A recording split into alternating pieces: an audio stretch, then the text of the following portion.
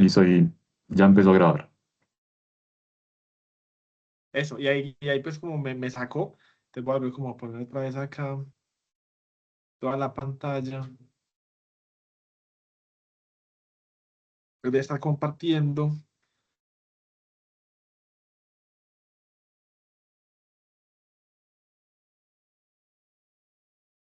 Sí, tiene como algo más de lag, pero creo que podemos empezar.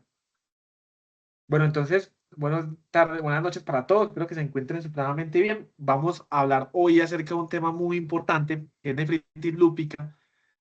Algunos abordajes iniciales, sobre todo porque hay que tener en cuenta de que obviamente es una patología muy grande, sobre todo inclusive pues para médico general es compleja y para internista también, por lo cual pues vamos como a intentar pues resolverlo de la mejor manera posible. Entonces, primero,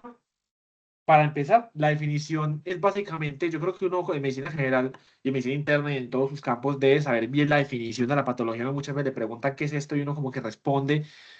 como intentando como los síntomas y uno dice, no, tiene que tener una definición clara. Entonces, básicamente la nefritis lúpica se define como aquella afectación orgánica grave que es mucho más frecuente, de las más frecuentes en lupus, y que puede afectar hasta el 60% de los pacientes en general. Usualmente es mucho más frecuente cuando ocurre el lupus en hombres es más frecuente que sea en hombres que como tal en mujeres. Y básicamente son aquellos autoanticuerpos dirigidos contra antígenos nucleares y aquel depósito inmunocomplejos y aquella inflamación a nivel crónico que existe pues como tal en el glomérulo. Entonces, típicamente es una enfermedad que se desarrolla en estadios tempranos de la enfermedad, casi que los primeros 5 años de diagnóstico, y por eso yo creo que ustedes han visto en la clínica que uno ve pues pacientes muy jóvenes, sobre todo mujeres de 25, 22 años, que ya tienen pues una enfermedad renal crónica tan severa que inclusive muchos están en diálisis. Desafortunadamente es casi que la causa principal en enfermedad renal crónica a nivel terminal y sobre todo su presentación clínica es muy variable. Puede tener escenarios tan leves como una mínimamente proliferativa hasta estadios tan severos cuando ya hay proliferación como tal, ya ocurre que sea focal y difusa y luego posteriormente pues ya hay algo de membranosa, inclusive grasa esclerosante que se ve con el compromiso de más del 90% de los glomérulos. Entonces, básicamente la definición va a ser aquel paciente el cual tenga una enfermedad por lupus. Recordemos que la patología en sí per se no da diagnóstico de nefritis lúpica. En nefro, en el alma mater, yo tuve la oportunidad de pasar como un día con las patólogas, las nefropatólogas. Ella me decía, si usted está perdido, el resultado de patología no le va a ayudar mucho, porque básicamente te puede hablar de proliferación mesangial, de proliferación endocapilar, de que hay pues inflamación leucocitaria, pero no pueden darle un nombre como tal a la enfermedad. A veces, como vimos ayer, por ejemplo, en la nefritis por IgA, sí hay depósitos de IgA, pero en lupus muchas enfermedades producen depósitos de inmunocomplejos y es importante pues como tener en cuenta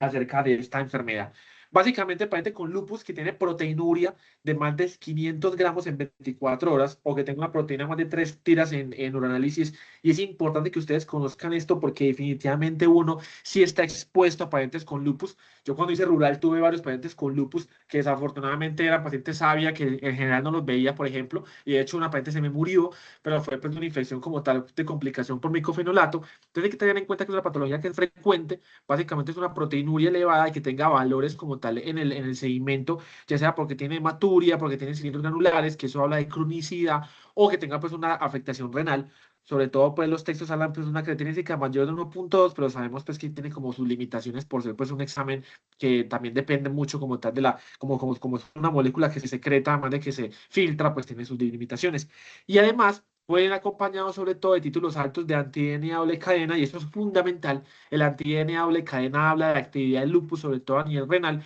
y casi que por definición, como produce activación del complemento, va a tener pues unos niveles bajos de complemento C3 y C4, que usualmente pues están relacionados con un lupus activo. Todo eso va a conllevar a que conjuntamente con la histología se logre llegar a un diagnóstico desde escenarios tan leves como pues una mínimamente proliferativa o cambios mínimos, que son los estadios 1 2 hasta ya estadios pues, ya muy severos, donde empieza a haber pues, un compromiso bastante importante con una proliferación bastante grande a nivel mesangial y que desafortunadamente pues, ya empieza a generar un daño glomerular que produce pues como tal un estadio de esclerosis y fibrosis.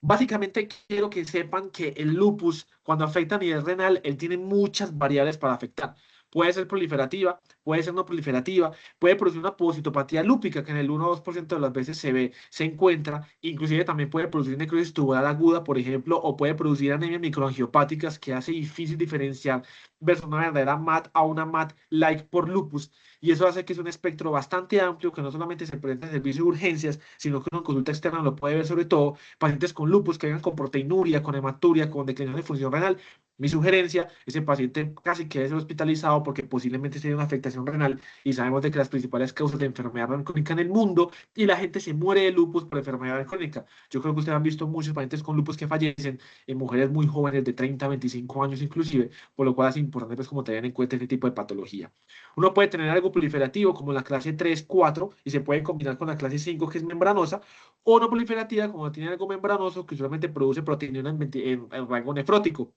o aquella la cual es clase 2, que es la mesangial, y la clase 1, pues muchos textos hablan de que posiblemente todos los pacientes con lupus tengan clase 1 porque hacen depósitos de inmunocomplejos en el glomérulo, pero no, pues no a todo le hace biopsia a menos de que tengamos una proteína importante o tenga un seguimiento altamente afectado. Ya sabiendo la definición, vamos a entrar a la parte de la epidemiología. Como todos sabemos, el lupus es mucho más frecuente en mujeres, sobre todo en edad reproductiva. Eso es lo que nos hace pues afectar sobre todo la parte trabajadora de la sociedad, porque son mujeres muy jóvenes de 25 a 30 años. La incidencia es bastante elevada, casi cuando uno rota en altos niveles de complejidad, y ustedes lo han visto en clínica CES, en el general, en la León 13, casi que uno por semana tiene uno o dos pacientes con sospecha de lupus y de nefritis lúpica. La afectación renal va a ser igual a hombre o mujer, pero en hombres el pronóstico va a ser mucho más severo y sobre todo está muy relacionado con afroamericanos, hispanos y mestizos y eso hace porque vamos a ver más adelante que hay diferentes terapias para el lupus que uno a veces no las tiene muy en cuenta o digamos así que no son seguidas al pie de la letra porque definitivamente nuestros pacientes con lupus están mucho más jodidos que los que se ven en Europa y definitivamente pues el costo de los medicamentos va a ser mucho mayor porque tenemos mucha más prevalencia de pacientes. La mortalidad por lupus vemos de que va a ser mucho más alta, sobre todo en pacientes que tengan compromiso con nefritis lúpica. El 30% van a progresar de enfermedad renal crónica terminal en los primeros 5 años, y si uno pues empieza a debutar lupus a los 18 años, a los 25 años va a estar en diálisis, y eso es bastante severo. Sobre todo la mortalidad va a ser tan alta como un 25% a los 5 años, y es mucho mayor en aquellos los cuales tengan un lupus proliferativo, como clase 3, clase 4, o cuando viene combinado con afectación membranosa. La población afroamericana tiene mayor incidencia y eso pues que pelea un poquito con la glomerulosclerosis focal y segmentaria que es mucho más frecuente en afroamericanos. Y en China, al igual que como vimos la vez pasada, ayer, la nefropatía por IgA, tienen una búsqueda mucho más activa porque ellos buscan hematuria y buscan alteración de la función renal, por lo cual, digamos así, que hay diferentes terapias como la terapia multitarget, que es una terapia que se estudió en China porque pues ellos la diagnostican mucho más rápido. Y por supuesto, ellos buscan pues como tal disminuir la prevalencia y la incidencia de enfermedad renal crónica secundario pues a este tipo de afectación. En Colombia vemos de que desafortunadamente cuando empezamos a mirar como el registro de las biopsias, vemos de que la nefritis lúpica está catalogando en los primeros puestos. Inclusive pues es un poco más alta la focal y segmentaria, pero muchas veces porque la nefritis lúpica, ya cuando el lupus se sabe que está muy activo, cuando el riñón ya está muy fundido, muchas veces no hacen la biopsia renal ni siquiera porque pues ya el pronóstico es bastante malo. Ese es un estudio del Hospital Fundación de Santa Fe de Bogotá, donde ellos incluyeron pues población adulta y niños menores de 18 años. Simplemente hicieron un estudio cross-sectional que cogieron pues los diagnósticos de biopsia renal y se dieron cuenta pues de que el lupus ocupaba la tercera causa, sobre todo pues mucho más frecuente en adultos que en niños. Estuvo pues sobrepasado por la nefropatía por IgA porque ayer les mencioné que es una patología bastante común, pero el lupus es bastante importante porque pues como vemos las tres demás causas como tal de enfermedad renal crónica en el mundo, en Colombia, secundaria pues como tal a los registros de la biopsia renal. En cuanto a la fisiopatología, entonces sabemos de que hay muchos factores genéticos implicados, la parte cromosómica, medioambiental, eso va a favorecer que haya una desregulación como tal del sistema adaptativo innato y eso produce que haya aumento de la activación y proliferación de células B y T. Y por eso van a ver más adelante que hay diferentes medicamentos como el belimumab, por ejemplo, que es un bloqueador de las células B, que lo que hace es que intente inhibir aquella activación de células B que produce pues como tal los síntomas y pues el depósito de inmunocomplejos. Tiene una relación muy hereditaria, todos sabemos que las mujeres sobre todo tienen un hermano o mamá con lupus previamente, por lo cual pues tiene un factor genético bastante importante y sobre todo aquella proliferación mesangial, aquel compromiso de integridad y estabilidad de la membrana basal va a conllevar a que aumente la permeabilidad de la membrana glomerular y pues va a aumentar como tal el daño y la afectación a nivel renal.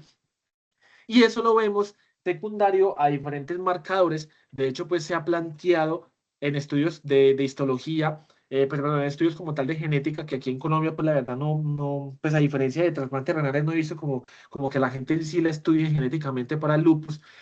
Tiene mayor riesgo según el HLA, que el HLA básicamente son las moléculas presentadoras de antígenos, que ustedes saben que el HLA tipo 2 está mucho más en las células nucleadas, por eso los linfocitos B, los linfocitos T reaccionan muchísimo más a células nucleadas como los órganos, pues como tal. Mientras que, por ejemplo, las células no nucleadas, como los eritrocitos, ellos carecen de HLA tipo 2. Tiene un poquito de HLA tipo 1, pero por eso no solamente ve la actividad del lupus, pero uno lo ve mucho más relacionado con anemia hemolítica por el HLA1 más que el HLA2, y por eso los factores como tal de afectación a nivel orgánico en los órganos son más mediados por citotoxicidad como los HLA2, y por eso ustedes ven que los medicamentos como el belimumab, por ejemplo, que son inmunosupresores de linfocitos T y linfocitos B, pues actúan mucho mejor en ese tipo de escenario, más que en anemias hemolíticas, que muchas veces a veces el manejo pues no se logra como control de manera muy eficiente. Básicamente son interacción de proteínas en neutrófilos, eso va a producir una respuesta innata y una respuesta adaptativa. La respuesta innata, que es básicamente la activación de linfocitos T, y la respuesta adaptativa, que es medida por linfocitos B, que producen anticuerpos, y por eso uno cuando empieza a ver anticuerpos contra el DNA, por ejemplo, anticuerpos eh, con consumo de complemento, está hablando de que hay una activación como tal del sistema inmune, y por eso básicamente pues uno ve efectivamente cómo se va pues, como tal dañando la célula y va produciendo pues los síntomas que uno lee, sobre todo pues en ese tipo de enfermedad. Vemos de que los inmunocomplejos son ligandos que tienen diferentes receptores TOL. Cuando uno habla, por ejemplo, la netosis, que es la producción, cuando salen pues como que aquellas trampas de neutrófilos que producen como tal la activación inmune, ocurren fenómenos de apoptosis y necrosis con activación y la oxidación a nivel mitocondrial, y todo eso va a producir que hayan pues unos depósitos de complejos que uno ve C3, C4, IgG, IgA, IgM, que es lo que famosamente se llama como el famoso patrón de Full House. No sé si ustedes de pronto lo han leído por ahí, que en medicina uno ya no puede hablar que todo sea patrón mnemónico, inclusive puede haber otras enfermedades que lo pueden producir, inclusive el mismo loop, el mismo Sjögren puede producir muchos depósitos de complejos, pero, pero se ha hablado pues de que posiblemente tenga una relación directa el Full House, que es el depósito pues, de inmunoglobulinas, y también el depósito de complemento. Y por eso, cuando uno tiene una biopsia renal que muestra un complemento C1Q, por ejemplo, está hablando de que posiblemente hay una vía activa del complemento, que la nefritis lúpica, pues básicamente es como tal su mecanismo fisiológico y fisiopatológico mucho más relacionado que la producción, pues como tal, a nivel de ese tipo, es como tal, de anticuerpos, y la producción, pues mediada por esto. Vemos de que ocurre una afectación tanto a nivel subepitelial como a nivel subendotelial y a nivel mesangial. Si recordamos, por ejemplo, nefropatía por IgA, recordamos que eran mayores depósitos a nivel mesangiales más que depósitos subendoteliales y depósitos subepiteliales, y ocurre una disminución del complemento, disminuye sobre todo el C3 más que el C4, y eso hace parte de otro abordaje que uno, pues como el internista, lo puede tener en cuenta, que es el abordaje del complemento disminuido. Hay patologías que no disminuyen complemento, la vasculitis ANCA usualmente no disminuye un complemento, pero el 10% lo pueden disminuir, por ejemplo. La nefropatía por IgA no debería por qué disminuir el complemento, mientras que otras patologías como la crioglulinemia puede reducir más C4 que C3 por aquella policlonalidad que ocurre.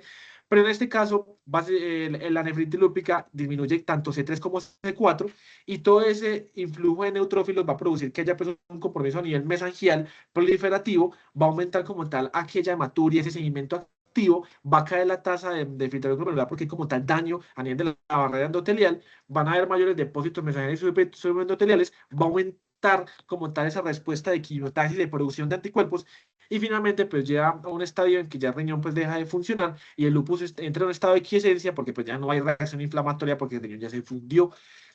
También tiene compromiso a nivel subepitelial, por eso una patología la cual genere depósitos subepiteliales, mesoteliales, pues en mesangio y en subendotelio. Así que habla de una patología que tiene alto predictor como tal de formación de inmunocomplejos, y son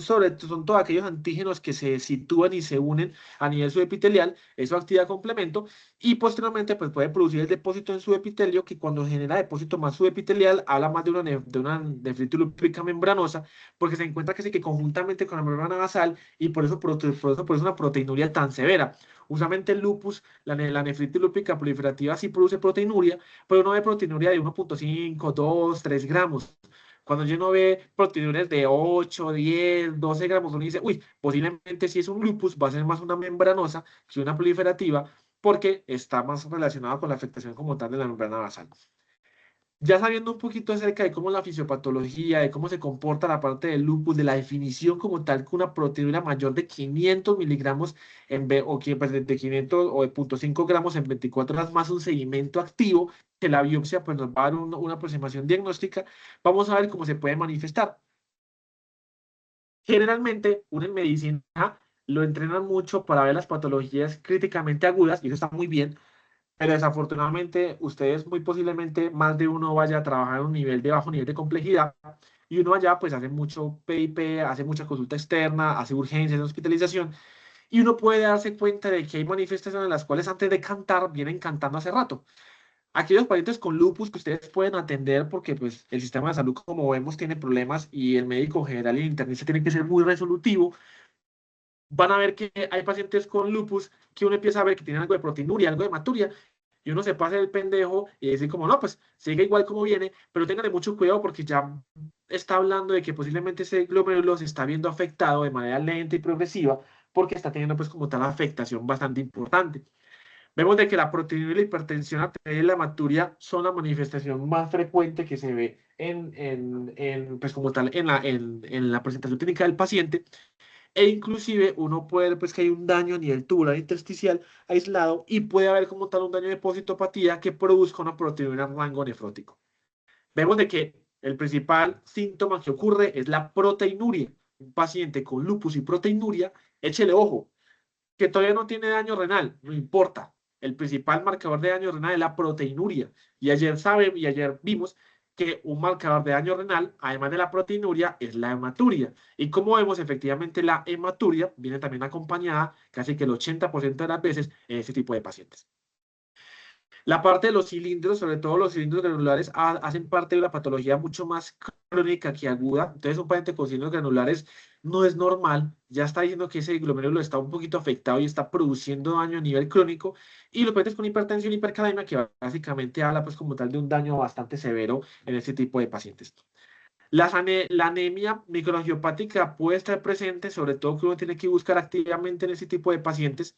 La proteína de rango nefrótico, como vimos, se puede encontrar hasta el 50% de los casos cuando ya hay daño importante de la afectación, pero sobre todo sabemos de que la manifestación extrarrenal del lupus es bastante rica. En reumatología, yo creo que si uno sabe muy bien como la parte semiológica, le va a ir supremamente bien, y es porque sabemos de que el lupus se puede manifestar en situaciones como una fiebre persistente, manifestaciones en piel, la pérdida de peso, el fenómeno de Raynaud, que si bien habla mucho de esclerosis sistémica, y localizada también a la enfermedad mixta de tejido conectivo y también puede indicar de lupus o inclusive de crioglobulinemias, el hígado reticulares que estamos relacionados pues, con síndrome antifosfolípido, por ejemplo, y pacientes que tengan serositis, que tengan derrame pericárdico, que tengan derrame pleural, sin una causa aparente, pues uno tiene que pensar en que posiblemente vaya a tener algo pues como tal de autoinmunidad, que nos está hablando de que tiene algo de autoinmunidad. No todos los pacientes, como vimos, van a producir lesión renal, el 60% lo hacen, el resto no lo hacen, pero hay que estar muy atentos y por eso si ustedes ven la guía del EULAR, que es la última guía en 2024, habla de que los pacientes con lupus deben irse al menos una vez al año, a veces ponen 6 meses, un año, con estudios de uranálisis, función renal, proteinuria, buscando que no vaya pues a desarrollar ese tipo de manifestación. Los criterios, sabemos de que los criterios no son diagnósticos, sino clasificatorios. Los criterios clasificatorios nos permiten, pues, como tal, tener en cuenta el abordaje en los estudios clínicos aleatorizados que se van a hacer y que han hecho muchísimos en lupus. Y, y sabemos de que los criterios de entrada, los ANA, que hacen parte de autoinmunidad, pues son criterios obligatorios, pero sabemos de que el lupus mucha parte de pacientes con lupus pueden tener ANAs negativos. Y sabemos que los ANAs, pues básicamente no todos, todo aquel que tenga ANAs positivo va a ser igual a enfermedad autoinmune. Sabemos de que uno ANA 1 en 80, el 13% de la población lo puede tener, por ejemplo, entonces digamos así que no clasifica, pero vean esto tan importante que los pacientes que tengan compromiso a nivel renal, el lupus empieza a puntuar bastante, porque el compromiso renal más un complemento disminuido, más lesiones en piel, por ejemplo, más compromiso a nivel seroso, pues básicamente pues uno casi que le habla que muy posiblemente tenga una enfermedad autoinmune y muy posiblemente tenga pues una afectación a nivel renal. De igual manera, sabemos de que esa es una patología la cual se debe confirmar, ojalá por manera histológica, y por eso van a ver que hay muchos pacientes con lupus que ya tienen diagnóstico de nefritis lúpica con biopsia renal desde hace muchos años, y sobre todo si ese paciente con lupus que debuta pues con una creatinina aceptable, 1,5, 1,6, pero aquel cual ya debuta con una creatinina de 8, pues uno ya sabe que posiblemente esos glomérulos están fundidos y posiblemente pues están muy afectados. Eso es un diagrama conceptual que obviamente vamos a ir desglosando poco a poco, pero quiero que lo vean desde ya y lo interioricen un poco como en su mente, porque es importante que lo tengan en cuenta debido a que habla de cómo es la afectación. Proteinuria mayor de 500 miligramos día no es normal. Recuerden en las clases de Vélez que él decía que la proteinuria normal de una persona son 150 miligramos día, por lo cual alguien con más de 500 miligramos día no es normal. Si el paciente tiene lupus, no es normal. Si el paciente con lupus tiene una creatinina en 1,5, no es normal. Si tiene hematuria y proteinuria, no es normal. Y es fundamental que usted, ese paciente, a mi consideración, sobre todo si tienen pues una rápida progresión de la disminución de la tasa de filtración glomerular, pues ojalá pueda ser remitido a servicios de urgencias, porque uno no quiere que el paciente llegue ya a diálisis porque es catastrófico y la mayoría pues van a morir ahí.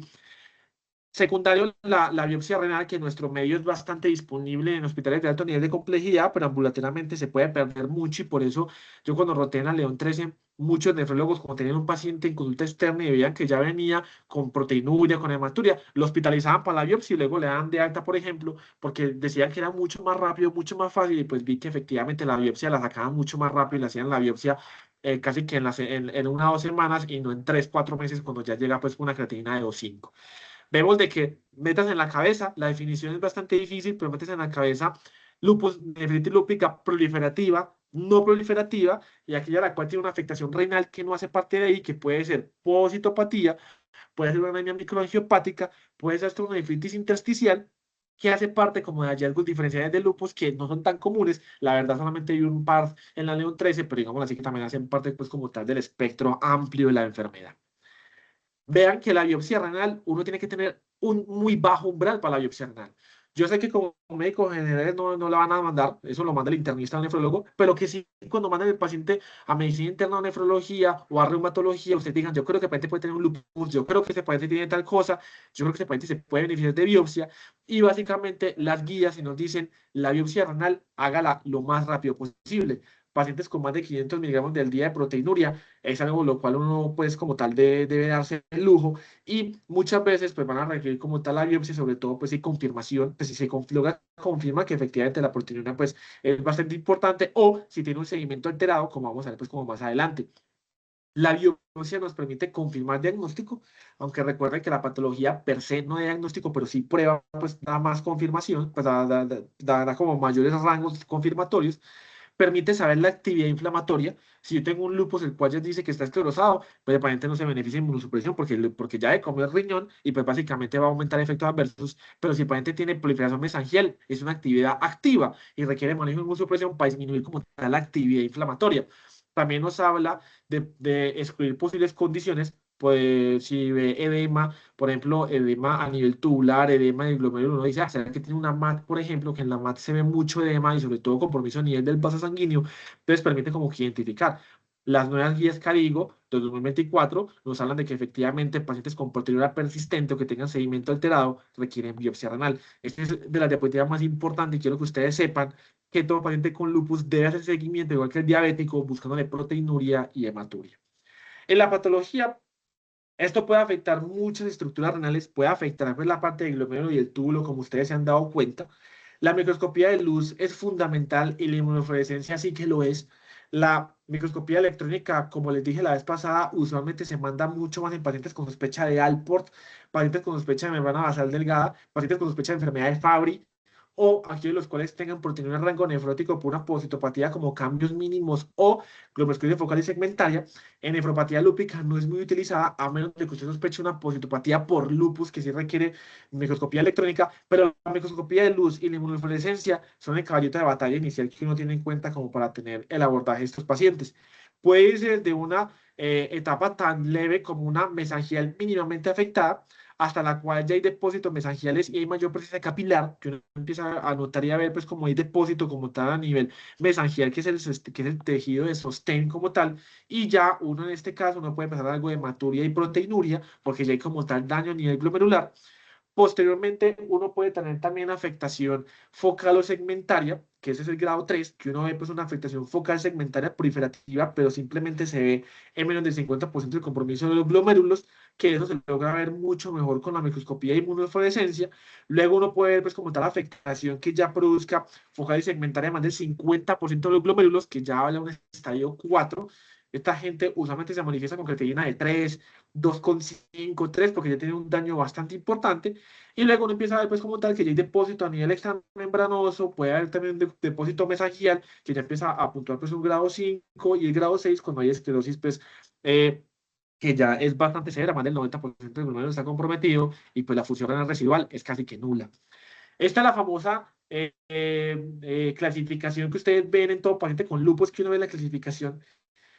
La verdad, en medicina general hay que saber mucha vaina y en medicina interna también hay que saber muchas cosas y yo creo que uno para aprenderse esto es bastante difícil. Si uno lo ve todos los días, pues se lo aprende. Entonces yo creo que más que tenerlo como memoria es saber aquella proliferación y aquella no proliferativa y como tal los grados de actividad que uno ve. Uno sabe que aquel cual tiene un daño menor, como es la proliferativa mesangial, usualmente estos pacientes tienen una hematuria mucho más fina, una proteinura que es mucho más fina, y la función renal, vean que está bastante preservada, la hipertensión casi que es nula, pero cuando uno ve estadios muy avanzados, como la parte esclerosante, que es del 90% del glomérulo comprometido, pues uno va a ver proteinuria hematuria porque el glomérulo ya está frito y está filtrando proteína como un berraco, y uno ve que ese paciente ya prácticamente una creatina por allá en 4, 5, en 5, la tasa de filtración la da por ahí 10, de repente ya posiblemente va a requerir terapia de inicio renal, terapia de reemplazo renal muy prontamente. Y las que ustedes tienen que tener en la memoria es que la afectación focal y difusa hablan de actividad de la enfermedad, hablan de que la enfermedad está siendo activa, el glomérulo se está enfermando, pero usted podría impactar en ella. Y es por eso que el manejo inmunosupresor en este tipo de fase, la fase 3, 4 y 5, también la fase 2, pero más la 3, 4 y 5, va a impactar en la supervivencia del paciente y va a impactar como tal en el desarrollo de la enfermedad renal crónica a futuro, que vamos a ver más adelante un poquito, como las diferentes terapias que tenemos pues como tal en cuenta, que es una terapia pues, muy estudiada porque es una afectación catastrófica en mujeres jóvenes. Y créanme que rotando en la León 13, casi que uno todos los días veo pacientes con lupus. Muchos murieron, otros lograron sobrevivir y muchos quedaron en enfermedad con diálisis porque ya venían pues bastante afectados. Aquí tenemos dos grandes grupos, que es lo que veníamos hablando y repitiendo en la charla. Usted puede tener una lesión proliferativa activa o una lesión esclerosante. La proliferativa activa es cuando tiene la famosa formación de semilunas o glomerulopatía crescéntica, cuando ya empieza la cápsula de Bowman, empieza a rodearse de dos capas epiteliales y la orina pues no sale y por eso la creatinina se eleva rápidamente. Cuando ya hay necrosis o hay proliferación a nivel endocapilar, y por ejemplo recuerden que la proliferación endocapilar se veía mucho en la glomerulonefritis postestreptocóxica, o cuando definitivamente ya usted ve esto rosadito, ya está lleno de colágeno, lleno de fibrina, que básicamente pues ya no hay glomérulo. Vean que aquí ni siquiera se ven la luz tubular, por ahí no va a pasar nada de orina, por ahí no va a pasar glóbulo rojo que va a filtrar, y uno simplemente ve pues un glomérulo que no funciona. Esta paciente posiblemente tenga una tasa de filtración por allá en 15, en 12, y posiblemente su creatinina sérica sea un 5, 4, 8, que ya básicamente habla pues de una afectación bastante severa de la enfermedad. El depósito de la inmunofluorescencia, toda biopsia siempre viene acompañada de microscopía de luz y de inmunofluorescencia. Las biopsias renales se leen completas. Ojalá ahorita pues de pronto hay un poquito de tiempo, yo les muestro cómo se reporta una biopsia renal. Eso no es como una colonoscopia que uno llegue y lee, colonoscopia total, normal, no. Usted tiene que leer bien la biopsia completamente porque te están hablando de parte de microscopía electrónica, cuando la tienen, de microscopía de luz siempre, e inmunofluorescencia siempre, porque eso nos da muchas pistas. Recuerden que la tinción no debe ser muy grande en un glomérulo normal, pero cuando uno empieza a ver eso verde oscuro, quiere decir que hay antígenos, que hay anticuerpos que están reaccionando a antígenos y están hablando de que se están depositando inmunocomplejos. El famoso patrón Full House, que es que el compromiso de IgA, IgG, IgM, C3, C1q, kappa, lambda, era muy patognomónico de lupus. Como les dije, hay otras patologías, inclusive pues el Sjögren puede producirlo, por lo cual no es como tal patognomónico en sí, pero es una causa bastante importante y sobre todo que también puede tener compromiso intersticial y vascular, porque recuerden que hay lupus, el cual puede afectar como una MAT,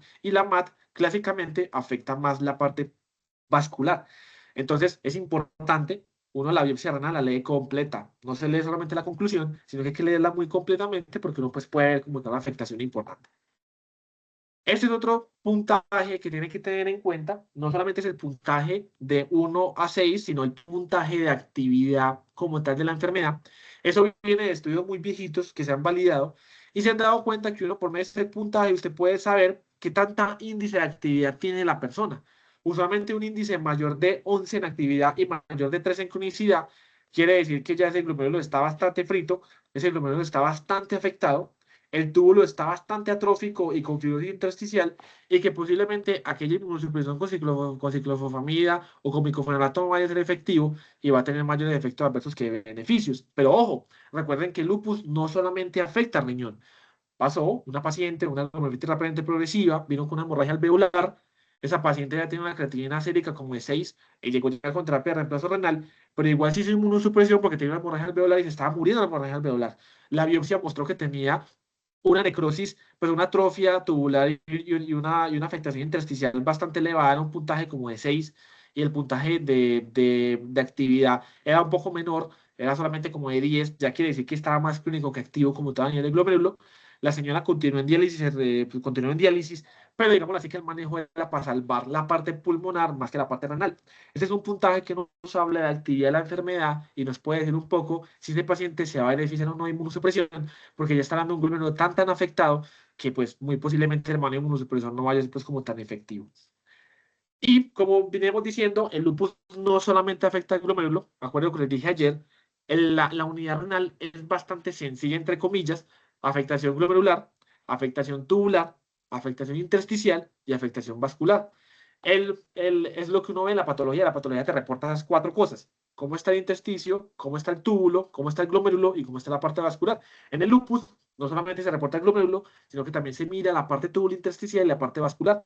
Uno puede tener infiltración, además de células T y B, que son hallazgos bastante comunes, sobre todo pues, en pacientes con afectación tubular importante, y también puede tener afectación vascular cuando viene acompañado de anemias microangiopáticas, que también no es para nada poco frecuente, que uno lo puede encontrar, e inclusive pueden ser predispuestas o precipitarse a infecciones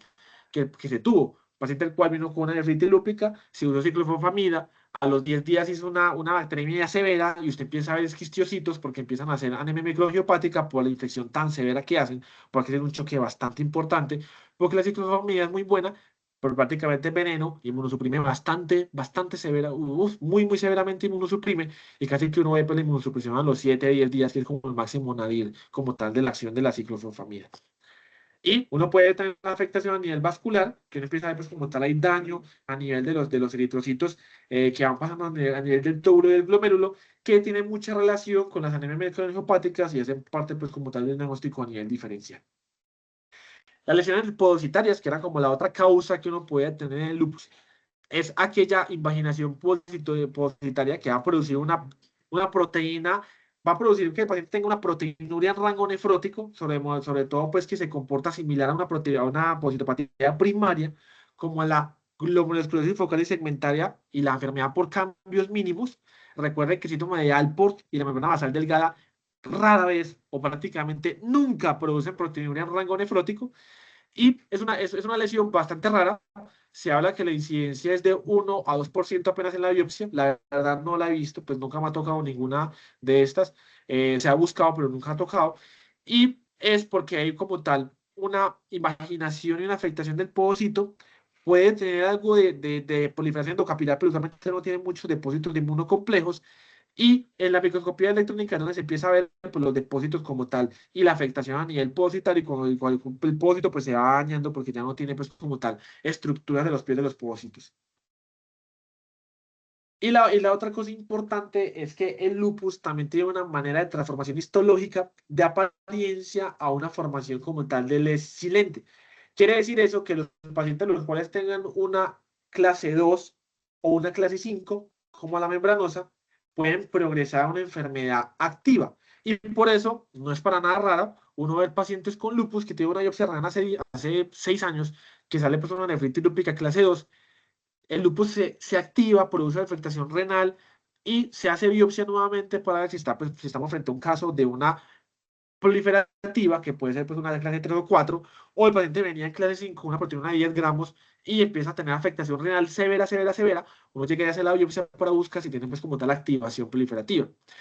¿Esto por qué? Porque yo quiero que ustedes entiendan que el lupus, como ustedes lo saben, es una enfermedad bastante variable, y es una enfermedad bastante curiosa, porque ella no se queda quieta. Usted puede tener un lupus clase 2, que progresa a clase 3 o clase 4, y usted puede tener un paciente con lupus clase 5 que va a progresar a clase 3 o clase 4. E inclusive, eso pues ya son como teorías que se ven sobre todo en el libro, que hay pacientes los cuales pueden hacer una reversión y formar una clase 3 a clase 2, sobre todo con el manejo de la inmunosupresión, pero el lupus es una enfermedad bastante variable que no solamente afecta a proliferación, sino que también puede afectar vascular, puede afectar el túbulo, puede afectar el povocito, y es una patología bastante difícil de buscar, o más bien bastante difícil de encontrar la causa principal, que eso más allá del médico general, más allá del internista, requiere un manejo multidisciplinario del nefrólogo, el reumatólogo, el internista, el patólogo, para poder encontrar bien. Pero para que ustedes sepan que el lupus puede progresar, y aunque esté tachado del lupus clase 2, usted fácilmente puede producir un lupus clase 3 o clase 4 en el futuro, y no es algo pues como tal descabellado pensarlo. Entonces el diagnóstico, vemos que el diagnóstico va a ser fundamental el manejo histológico. Vemos de que obviamente pues uno va a requerir estudios del hemograma, la función hepática, renal, un análisis y ionograma, el extendido en el periférico. Uno va a buscar pues también causas de hemólisis, porque se pueden manifestar, pues, se pueden manifestar concomitantemente. Marcadores de recambio celular también se busca, sobre todo bilirrubinas, ácido úrico, porque pues un paciente con una creatinina en 4 muchas veces se busca pues una causa secundaria, además de enfermedades autoinmunes también se mandan pues estudios de cronicidad. La proteinuria es fundamental porque pues, la proteinuria habla de actividad y de daño glomerular, al igual que la hematuria. Y por supuesto, pues los estudios como tal de inmunológicos, de ANAS, ENAS, complemento, los ANCA siempre se piden porque recuerden que las etiologías de una glomerulonefritis rápidamente progresiva, que ayer supimos que la definición es una caída del 50% de la tasa de filtración en menos de 3 meses, es la afectación por membrana basal, anticuerpos antimembrana basal o el famoso Gutt-Pasteur, vasculitis ANCA, sobre todo en pacientes de 50, 60 años, puede ser mediada por inmunocomplejos como la vasculitis por lupus. Recuerden que hay tipo 1, tipo 2, tipo 3, tipo 4 y tipo 5. Puede haber codominancia, es decir, que coexistan antimembrana basal más ANCA y un grupo 5 que son ANCA negativos. Pero básicamente el grupo 2 hace parte de inmunocomplejos, que también está pues incluida la parte del lupus. La nefropatía purigada también lo puede producir.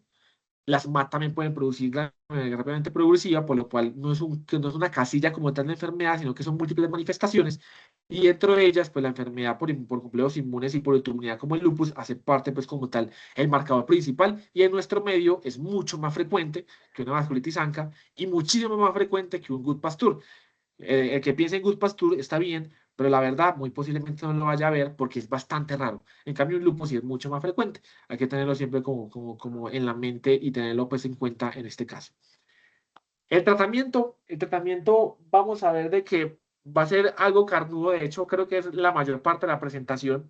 Creo que más allá de que ustedes aprendan como tal el tratamiento, es que ustedes lo mencionen y sepan de dónde viene y porque uno pues como tal hace uso de ese tipo de manejo, porque van a ver de que el manejo es bastante complicado. Inclusive esto se pasa más allá que el internista.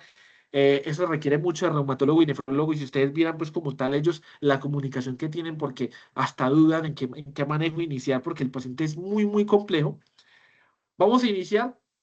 que el manejo va a estar determinado, uno, según la actividad que el paciente no presente, donde vamos a necesitar la clasificación histológica que veníamos hablando,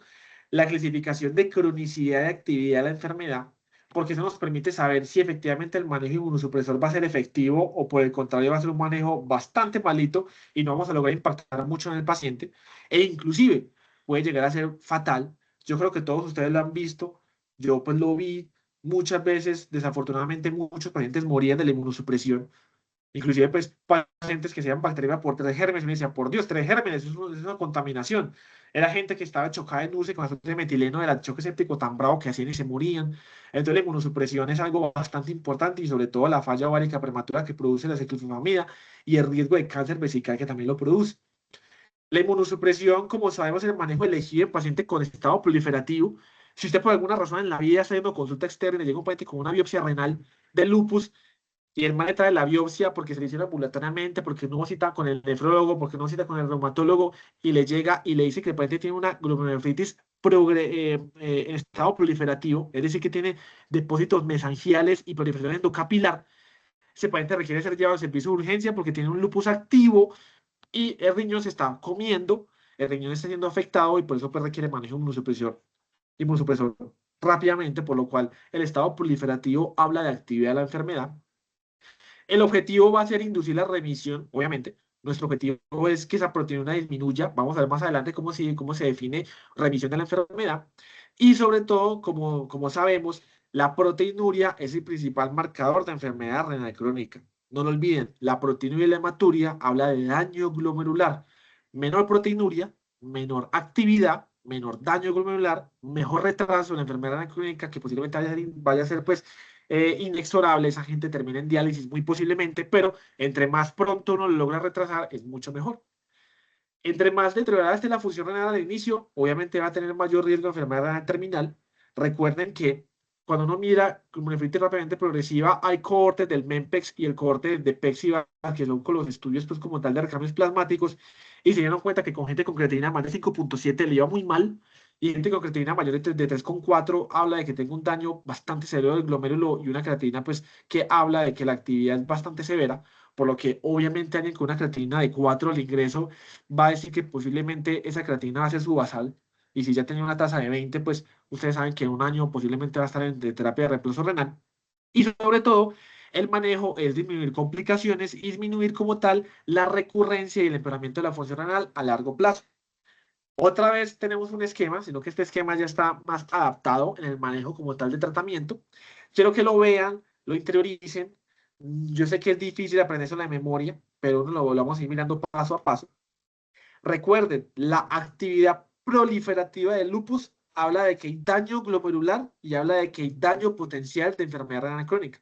por lo cual el estado activo de la enfermedad, clase 3, clase 4, o el estado mixto con clase 3, clase 4, clase 5, habla de que requiere una inmunosupresión en el servicio de urgencias porque el paciente tiene riesgo de tener daño renal terminal y quedar en hemodiálisis el resto de su vida. El manejo inicial de entrada con los esteroides, vamos a hablar un poco acerca de ellos. El manejo con el micofenato de mofetilo y la ciclofosfamida, que cada vez más las guías europeas nos hablan de que la ciclofosfamida lo están teniendo mucho más como en última opción. Lo que yo vi y lo que usamos mucho en el medio es la ciclofosfamida, porque es que la verdad los lupus de acá son lupus muy bravos. De pronto allá en Europa, pues como todos son blancos, no tienen un lupus tan severo, pero acá la gente llega muy mal. Entonces la ciclofosfamida pues es una herramienta muy útil en nuestro medio, que hace que es el manejo de lecciones en los pacientes. La hidroxicloroquina, obviamente, en lupus siempre se debe mantener. Y según como tal se manifiesta la enfermedad, hay un manejo el cual puede ser un manejo multitarget, que si ustedes se acuerdan, hablé de eso, sobre todo en los chinos, o el manejo del cual está en terapia de mantenimiento con micofenolato o acetropina, que es un estudio que llama estudio MANTEN. El manejo inmunosupresor de 18 meses, 24 meses, 3 años, 5 años, no lo tocaremos en el tema porque es un manejo el cual el internista no lo hace, ni el médico general, es el reumatólogo el que define cuándo suspender el micofenolato. En mi experiencia, la mayoría de la gente pasa el micofenolato hacia atropina y quedan con eso el resto de la vida. Muchos ni siquiera logran llegar a mantener el micofenolato porque entran en enfermedad renal crónica terminal en diálisis ya con el micofenolato, entonces muchas veces a veces lo dejan ahí o lo suspenden porque pues, ya daño el riñón, pues ya que pero vamos a ver de que la actividad es bastante severa y yo creo que, pues, que no es pertinencia del internista ni tampoco del médico general saber cuándo suspender el manejo porque esos pacientes pues, son una bomba de tiempo y eso ya es mucho más de su especialidad. Pero quiero que ustedes sepan en la idea que las guías no mencionan que la gente el cual tenga un compromiso aceptable de la enfermedad, que no tengan recurrencia de ella, usted puede suspender el manejo de inmunosupresor a los 5 años más o menos, 3 a 5 años, pero eso es algo pues como tal más de su especialidad, sin duda alguna. Para empezar, el medicamento de elección, el rey de reyes, que ustedes sí o sí deben siempre tener en cuenta y saber acerca de por qué tienen que tenerlo siempre a mano y siempre tienen que tenerlo presente. Todo paciente con lupus tiene que tener el antimalárico, a menos de que tenga pues, una afectación porque tiene pues maculopatía o es alérgico, por ejemplo. La hidroxicloroquina es un medicamento el cual inhibe la actividad lisosomal y la EULAR de 2023 y esta del 2024 de nefritis lúpica nos dice que los pacientes tienen que tener el medicamento inclusive con actividad de la enfermedad. Un paciente con nefritis lúpica debería mantener este medicamento. Son cohortes, inclusive vean que el cohorte Lumina, que es una cohorte por allá europea del 94, ha visto que los pacientes con hidroxicloroquina tienen una aparición de nefritis mucho menor frente al cual no lo usa y la gravedad de la enfermedad va a ser mucho menor en pacientes con este manejo con hidroxicloroquina. Y sobre todo, estudios de población española hablan de que reduce el riesgo de llegar a enfermedad renal crónica, por lo cual ustedes van a ver que estos medicamentos son la elección, sobre todo en pacientes con lupus, a menos de que tengan alguna contraindicación, y es importante el manejo de este medicamento. La guía EULAR casi que lo pone de entrada todo paciente de tener hidroxicloroquina porque es algo fundamental. Los esteroides, los esteroides son como el segundo paso, nuestra segunda herramienta. Si ustedes recuerdan, los esteroides vienen de historia muy bonita por allá, el de los años 40, 50, donde dos reumatólogos, creo que un reumatólogo y dos químicos descubrieron el uso de los esteroides y fue pues una cosa maravillosa porque la gente con enfermedad autoinmune le fue supremamente bien. Desafortunadamente los esteroides van a ver de que eh, va a tener mucha afectación a largo plazo. Inclusive aquí un pequeño spoiler, el otro año tenemos el Congreso de Medicina Interna de la universidad, donde va a ser 2 días, va a haber parte de reumatología, nefrología, cardiología. Yo voy a hablar sobre el uso de los esteroides, cómo ha venido como el cambio y quiero que ustedes entiendan mucho cómo los esteroides han cambiado a largo plazo. Son medicamentos muy buenos, pero también no curan nada, pero tratan todo. Vamos a ver que los esteroides, según la dosis, van a tener diferentes actividades y la acoplación genómica y no genómica. Los esteroides, los famosos pulsos de esteroides, hablan como tal de actividad no genómica. La actividad no genómica es que ocurre como tal apoptosis y daño a nivel pues como tal de las células inflamatorias y con dosis de 250, 500 se empieza a acoplar casi que el casi que el 100% de la parte pues como tal de acción del corticosteroide, por lo cual usar pulsos de 1000 miligramos ya hoy en día casi no se usa, usualmente uno usa pulsos de 250 500 miligramos día, que de hecho el término correcto sería dosis no genómicas de esteroides más que pulsos de esteroides, y habla de aquella afectación rápida que inclusive en los primeros 15 minutos se ve. La parte no genómica es cuando ocurre pues como tal la transcripción como tal del esteroide por genes y forma pues como tal aquella afectación de transactivación y transrepresión del gen y eso se demora unas 6, 8, 12 horas en actuar, por lo cual es mucho menor el tiempo de acción y por eso pues en pacientes con lupus amenazante por la vida uno hace uso de los esteroides de manera no genómica, aunque pues hay estudios que hablan de que el uso no genómico en pacientes con AR, por ejemplo, que no tengan compromiso de vida, pues disminuye como tal la necesidad de dosis altas genómicas, pero eso es otro tema pues aparte, mucha tela que cortar en ese tipo de evento, pero quiero que ustedes sepan que los esteroides son uso fundamental, el uso de metilprednisolona porque tiene mayor efecto glucocorticoide es mucho mejor y su manejo inmunosupresor va a ser más efectivo para pacientes los cuales tengan un manejo, una actividad proliferativa de la enfermedad. Aquel cual tenga pues una nefritis lúpica con actividad focal o difusa, como ya veníamos hablando, pacientes con actividad membranosa, sobre todo con proteinuria bastante importante, de más de 1 gramo, la combinación, ¿cierto? O el lupus con positopatía, pues está mucho más utilizada. Recuerden que los esteroides, cuando se usan a dosis no genómicas, requieren un manejo antiparasitario. Uno da ivermectina 3 días o albendazol 5 días para disminuir, pues, como tal, el riesgo teórico de estrongilidiasis invasiva, que es un riesgo más teórico que como tal real, pero pues digamos así que se usa sí o sí, porque pues son estudios para allá americanos y nosotros estamos pues, como tal en el monte prácticamente, entonces obviamente uno sabe que las desinfecciones parasitarias son muy frecuentes y ya empezamos a hablar del manejo adicional de los esteroides, que es el manejo en pacientes los cuales tienen una actividad tan severa de la enfermedad que va a requerir manejo con otros inmunosupresores, como el micofenonato, como la ciclofosfamida, Y hoy en día, que también les quiero hacer un pequeño spoiler, una invitación a el viernes y sábado dentro de 8 días, que es el Congreso de la ACMI. En el Congreso de la ACMI se va a hablar, Carolina, pues que es la R3 y Elena, que es la R2, van a debatir acerca del uso de triple terapia o el uso de doble terapia de pacientes con nefritis lúpica activa, porque ya hoy en día se recomienda el uso de esteroide más belimumab más micofenolato, o el uso de esteroide más micofenolato más inhibidor de la ciclosporina, que es el famoso pues tacrolimus. Vamos a ver que hay diferentes indicaciones. Si el paciente tiene pues un inhibidor de la calcineurina y tiene una tasa menos de 45, no se puede usar. Si tiene una proteína mayor de 3 gramos, el belimumab no es buena idea, pero se usa sobre todo en pacientes que tengan enfermedad refractaria o que tengan artritis y compromiso pues, sistémico. El manejo del lupus va cambiando. Ya hoy en día se requiere pues, como tal un manejo de triple. Desafortunadamente en Colombia y en Antioquia, pues yo vi que el belimumab no tiene mucho, es muy costoso, entonces muchas veces seguimos haciendo manejo de esteroides más ciclofosfamida y luego micofenolato amofetilo, pero hoy en día la condición está llegando pues a una triple terapia que muy posiblemente en el futuro, cuando ya haya mayor disponibilidad de este medio, pues lleguemos al belimumab. Así que empezando, la ciclofosfamida es un medicamento muy bueno. A mí me gusta, pero es un medicamento muy tóxico y uno tiene que saber cómo usarlo. No hay que tenerle miedo, pero hay que saber que es un medicamento el cual produce muchos efectos adversos. No es para nada desconocido, es un medicamento que hace muchos años viene en uso. Estos, como ustedes ven, son estudios por allá de los 80. Se dieron cuenta que la ciclofosfamida era un medicamento excelente. Este es un estudio el cual vio que 38 pacientes con glomerulonefritis difusa, es decir, tenían pues como tal un compromiso clase 4 de la enfermedad, lo compararon con el manejo de esteroide solo,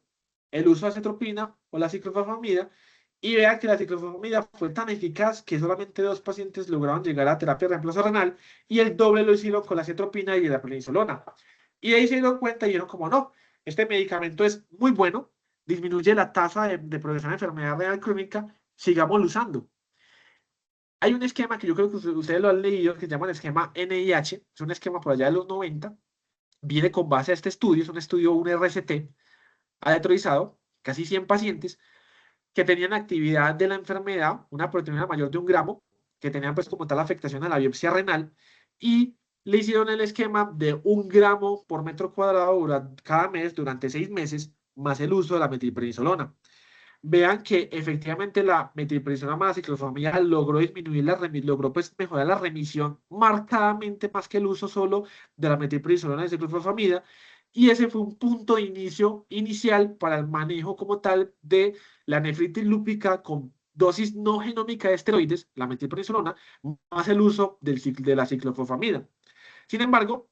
desafortunadamente, la ciclofosfamida es un medicamento extremadamente tóxico,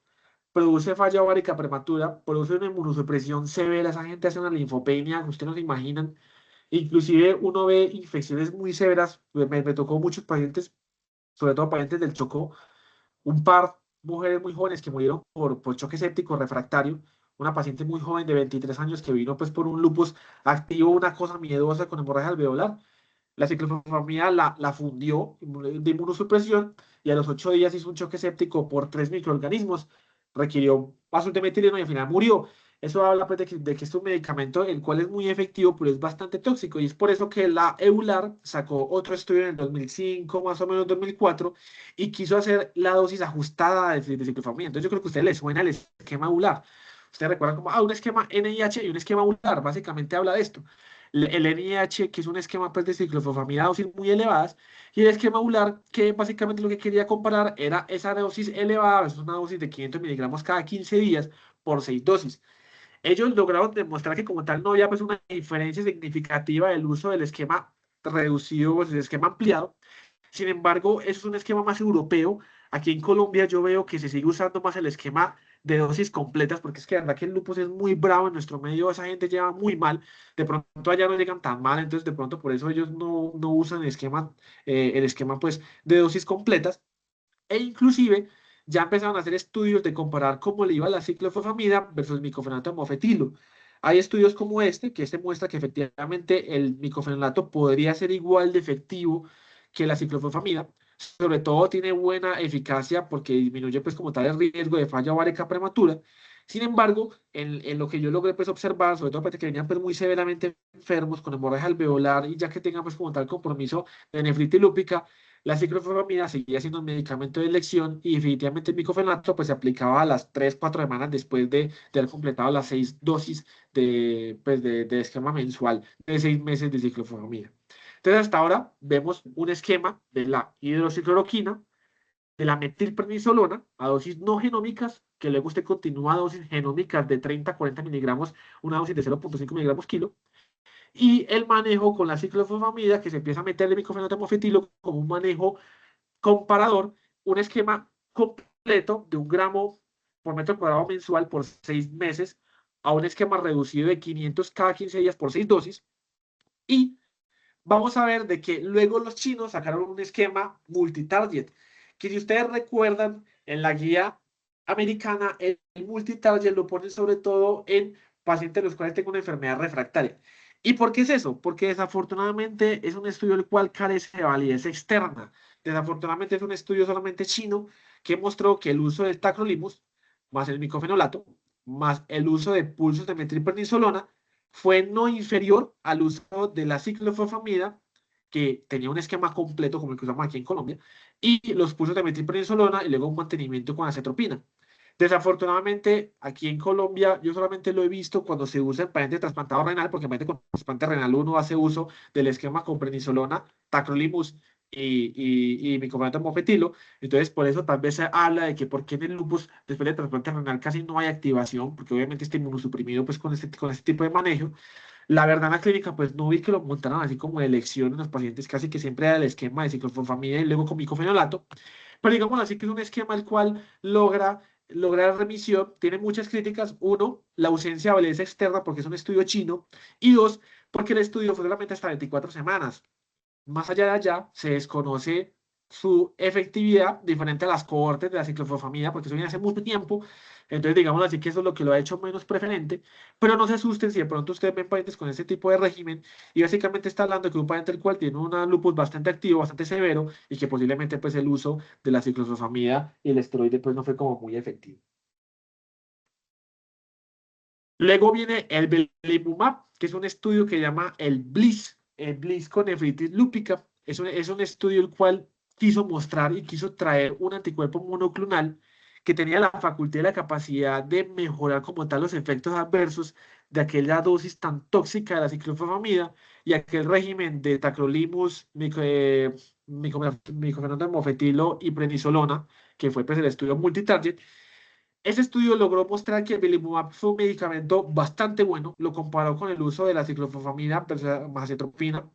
miró que la respuesta era muy buena, de hecho, por eso las guías recomiendan el uso del belimumab, sobre todo el esquema intravenoso.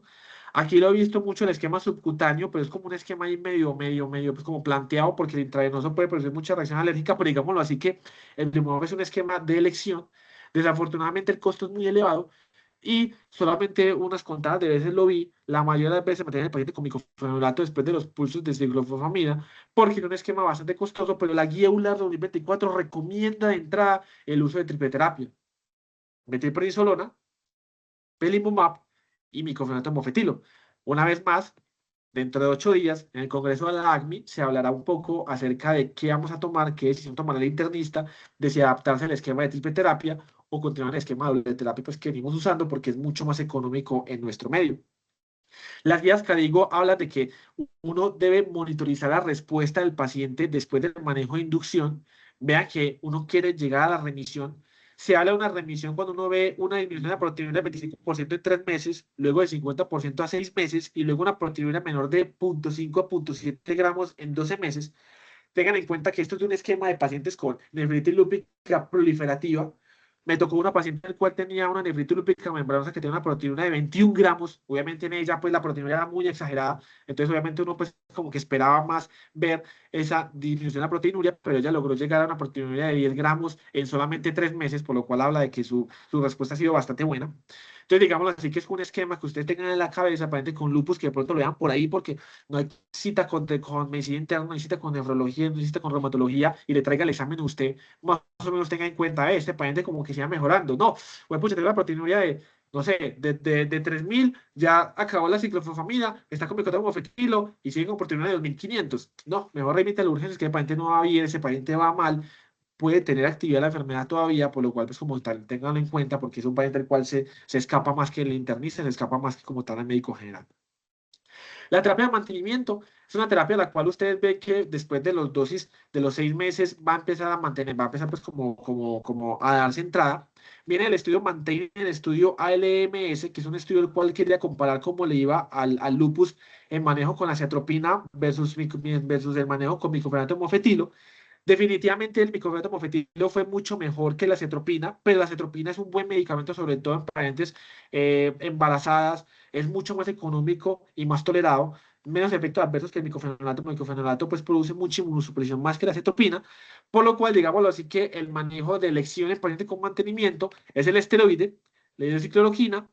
y el manejo con micofenolato, o en su defecto la acetropina, si no logra pues como tal controlar el manejo con el micofenolato. Ese es un esquema muy bonito. Yo creo que se lo mando por el grupo que encontré pues, en un archivo chino, que vean cómo lo clasifica. Lo clasifica el paciente con lupus clase 1, clase 2, clase 3 que es proliferativo. El paciente clase 6 que ya está fundido. Vean que ese paciente clase 6 fundido pues no se beneficia de inmunosupresión ni de nada porque ya no tiene riñón. Ese paciente ya posiblemente está en diálisis o vaya para diálisis en unos pocos días. Por lo cual, pues darle a ese paciente metilprednisolona, ciclofosfamida, no tiene objetivo porque pues ya no tiene riñón que defender. El clase 5 que vamos a hablar un poquito más acerca de él. El clase 3 clase 4 que es el que venimos hablando, vean como siempre asegúrese que tenga hidroxicloroquina. Luego mire, bueno, ¿qué esquema voy a usar? El esquema de pulso de metilprednisolona, la parte de los esteroides, el uso concomitante con la ciclofosfamida, que vean que el esquema NIH, que se los mostré, que es el esquema pues, a dosis elevadas, o el esquema de urolupus, que es la dosis reducidas. Luego el manejo con el esquema de mantenimiento, que es el ALMS, que se maneja con micofenolato mofetilo.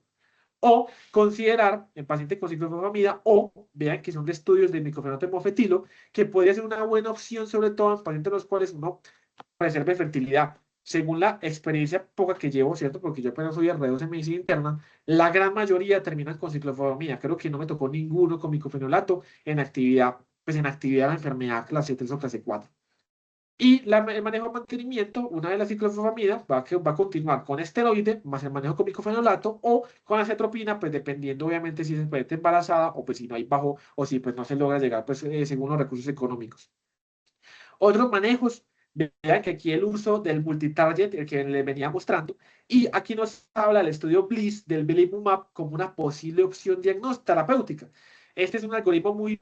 viejito, en 2020, posiblemente ya en los próximos, que es de las guías europeas celular, muestran que efectivamente el belimumab sea la entrada de opción micofenolato, belimumab más metilprednisolona, y definitivamente el manejo, pues, refractario de rituximab. No es del enfoque del internista y mucho menos del médico general, porque eso ya es algo de su especialidad, que es una enfermedad pues bastante activa. Vean los diferentes estudios. Vamos muy bien. El estudio de Aurora habla de la voclosporina. En Colombia no la tenemos, pero le fue muy bien a la voclosporina, por lo cual posiblemente en el futuro llegue, y eso sea pues una excelente noticia para nuestros pacientes.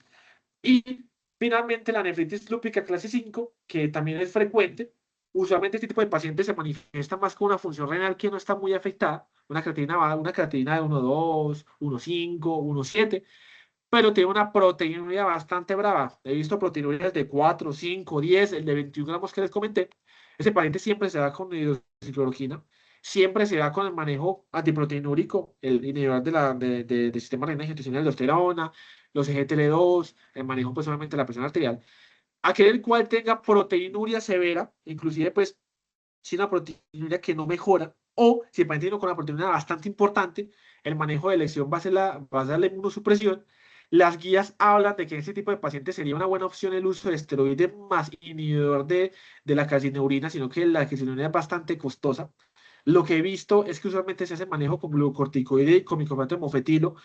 siendo la primera elección, que las dosis en el primer año son de 3 gramos, luego de 2 gramos y luego 1 gramo en el tercer año. Ya la decisión a la especialidad tratante de el reumatólogo de decidir si el paciente continúa con micofenolato de mofetilo o se lo desmonta y sigue con el con prednisolona. No es competencia del médico general, tampoco es competencia del internista, eso ya es algo de su especialidad. Pero para que ustedes sepan que estos pacientes mínimamente se van con 3 años de inmunosupresión, al igual que la vasculitis ANCA, lo dejan con rituximab, 18 meses, 24 meses, 3 años los dejan, dependiendo pues como tal de la actividad de la enfermedad. El trasplante renal, esta es la última diapositiva. Básicamente, como sabemos, la gran mayoría van a progresar de enfermedad renal terminal. El trasplante renal es una buena opción porque mejora la supervivencia.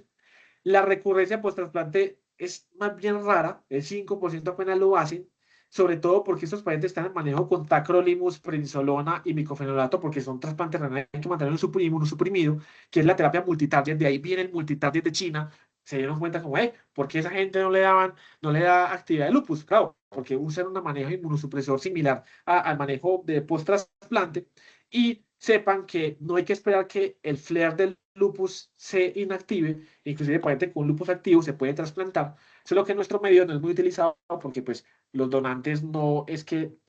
aumenten por la calle, sino que de hecho es justamente un paciente que requiera